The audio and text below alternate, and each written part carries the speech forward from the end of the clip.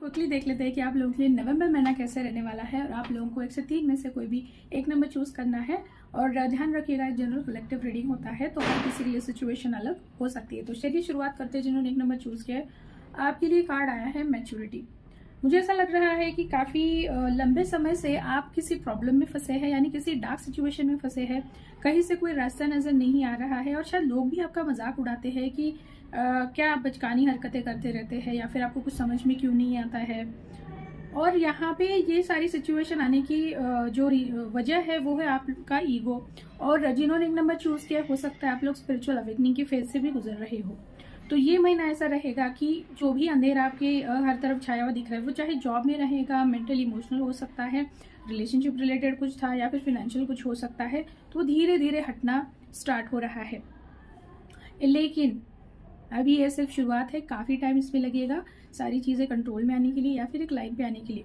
आपको पूरी तरह से सरेंडर होना है। दूसरी चीज, आपको ग्रेटिट्यूड फॉलो करते रहें। जितना आप ग्रेटिट्यूड में रहेंगे, आपके पैर जमीन पे रहेंगे, उतना आपका ये प्रॉब्लम जो है, सिचुएशन जो है, वो सुधरती हुई आप खुद एक्सपीरियंस करेंगे। चलिए, जिन्होंने 2 नंबर चूज किया, देखते हैं आपके लिए कार्ड क्या है। कार्ड आया है सक्सेस। बहुत सुंदर कार्ड है।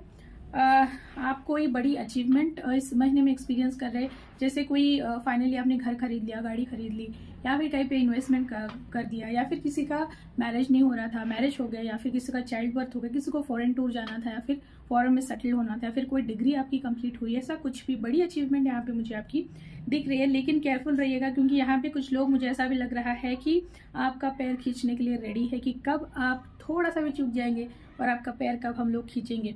तो ध्यान रखिएगा, आपके नजदीकी जो भी है, क्लोज वन जो है, आप ज्यादा खुश उनको अगर दिखाई देते हैं, ज्यादा कुछ भी आप कर रहे हैं, वो कुछ ना कुछ जरूर करेंगे, आपको परेशान करने की कोशिश करेंगे और आपको पता भी नहीं चलेगा कि किसकी वजह से हुआ है, क्यों हुआ है।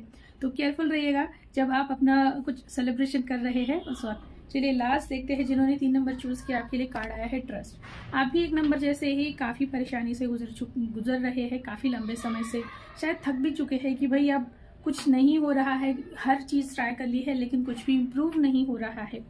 अब यहाँ पे आपको इस महीने में आपके पेशेंस पूरे खत्म होने वाले हैं, तो आपको और इमोशनली आप ड्रेन भी होने वाले हैं, ऐसा मुझे लग रहा है। आपको इमोशनल सपोर्ट की भी काफी जरूरत पड़ने वाली है। यहाँ पे आपके लिए नवंबर में सलाह ये है कि पूरी तरह से सरेंडर होइए, डाउट मत कीजिए यूनिवर्स पे। आपका जो भी भगवान है या फिर आप जहां भी बिलीव करते हैं, पूरी तरह से सरेंडर कर दीजिए। डाउट की एनर्जी में मत लेके जाइए।